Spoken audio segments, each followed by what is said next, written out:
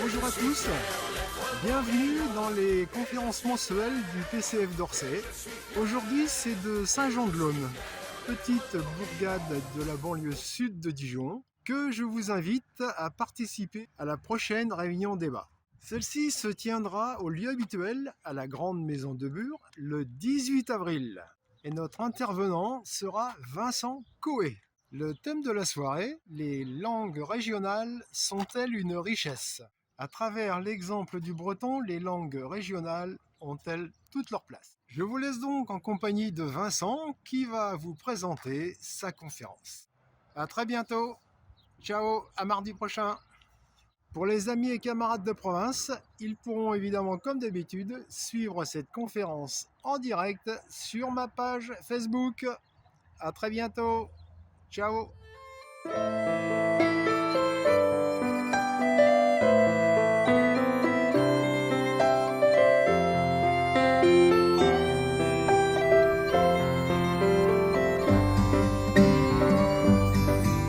Jesu m'avait grit, bian a fado, e velastere, ostrincat rosanno. Salut Dorks, Marno edizan poète, mezo naou bla varnugen, à descaron brezona kabawe pembla vraiment. Donc bonjour à tous, je m'appelle Vincent Coët, j'ai 29 ans et j'apprends le breton maintenant depuis 5 ans.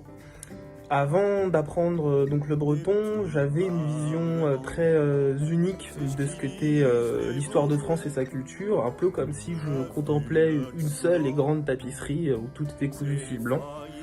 Et lorsque j'ai appris donc cette langue dite régionale, j'ai un peu soulevé cette tapisserie et me suis rendu compte qu'elle était faite au verso de multiples autres tapisseries qui étaient toutes cousues ensemble. Tout cela pour dire que la conférence donc, de juin aura pour objectif de démonter quelques clichés sur les langues régionales et aussi de montrer, de prouver, si on peut le dire ainsi, que il n'y a pas une culture française, mais il y a des cultures françaises. Et que toutes ces cultures-là ont participé à la fondation de ce qu'est la France aujourd'hui.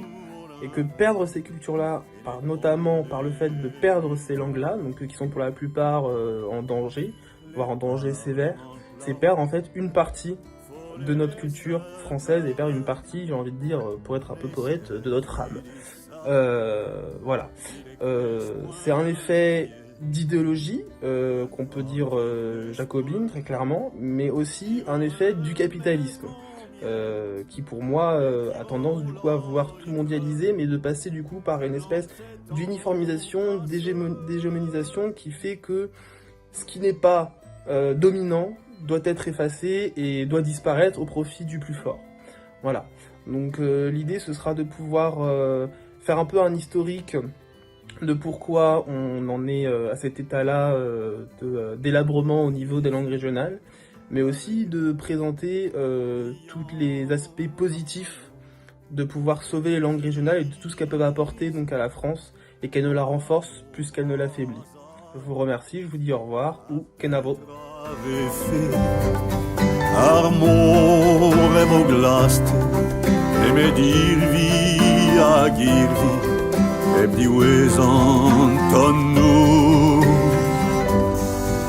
Des biao au Parlement, qu'en apprend l'amour, dans les bras à sa mère, point dans le fondu de prix, dans la joie des noces, que dans le chagrin de la mort, dans les veillées à rire, à dire des chants de la vie.